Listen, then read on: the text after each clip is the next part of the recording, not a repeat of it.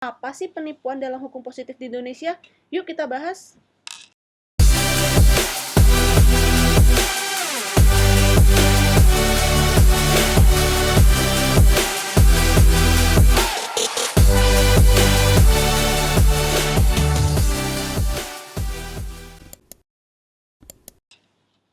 Hai Hukumminders, aku Li, welcome to channelnya Hukumain.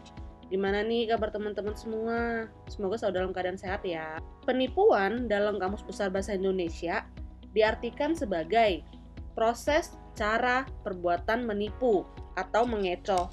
Penipuan diambil dari kata tipu, yang artinya perbuatan atau perkataan yang tidak jujur, bohong, palsu, dan sebagainya, dengan maksud untuk menyesatkan, mengakali, atau mencari untung. Sementara menurut Sugandi, penipuan adalah tindakan seseorang dengan tipu muslihat, rangkaian kebohongan, nama palsu, dan keadaan palsu dengan maksud untuk menguntungkan diri sendiri dengan tiada hak. Sementara Mulyatno membagi unsur-unsur tindak pidana penipuan, yaitu ada seseorang yang dibujuk atau digerakkan untuk menyerahkan suatu barang atau membuat hutang atau menghapus piutang. Barang ataupun uang itu diserahkan oleh yang punya dengan jalan tipu muslihat.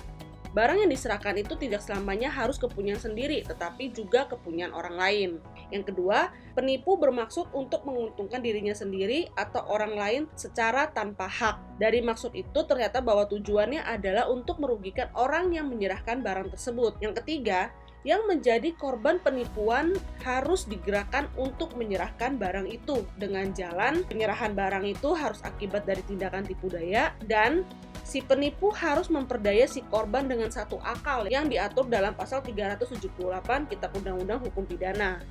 Nah, sementara pasal 378 KUHP dirumuskan sebagai penipuan berarti perbuatan dengan maksud untuk menguntungkan diri sendiri atau orang lain secara melawan hukum, dengan memakai nama palsu, martabat palsu, tipu muslihat, atau kebohongan yang dapat menyebabkan orang lain dengan mudah menyerahkan barang, uang, atau kekayaannya. Sementara untuk sanksi penipuan berdasarkan pasal 378 KUHP, maka penipuan yang dilakukan akan diancam pidana penjara paling lama 4 tahun.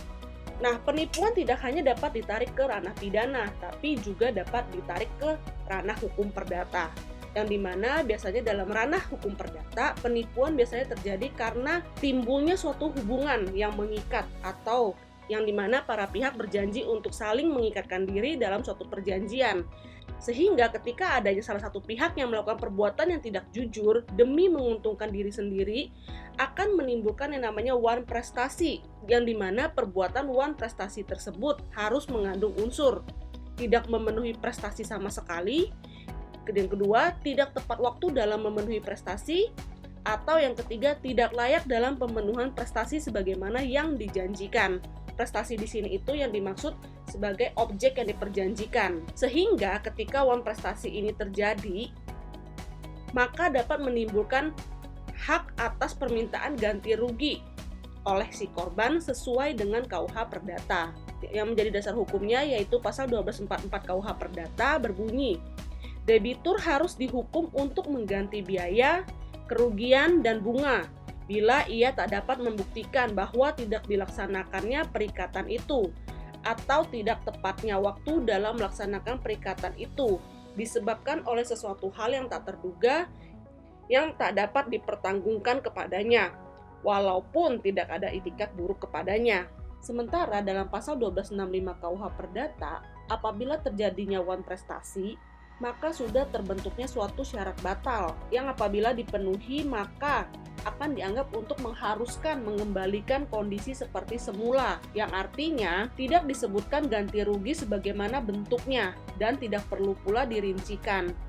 Jadi tuntutan ganti rugi hanya didasarkan pada hitungan objektif dan konkret yang meliputi material dan moral. Sementara berdasarkan putusan Mahkamah Agung nomor 1226K/SIP/1977 tanggal 13 April 1978 menyatakan bahwa soal besarnya ganti rugi pada hakikatnya lebih merupakan soal kelayakan dan kepatutan yang tidak dapat didekati dengan suatu ukuran. Nah, jadi jelas ya Hukumminders bahwa penipuan sendiri dapat dibawa ke dalam ranah pidana maupun ranah perdata. Yang mana apabila dibawa dalam ranah pidana, maka pelaku dapat diancam dengan hukuman maksimal, yaitu selama 4 tahun. Sementara apabila ditarik ke ranah perdata, maka pelaku diharuskan untuk memberikan ganti rugi yang dituntut oleh si korban. Nah, sekian Hukum Minders tentang penipuan. Yuk dukung kami dengan like, subscribe, dan share ke teman-teman kamu. Mungkin mereka ada yang butuh. Semoga bermanfaat. Thank you and stay healthy.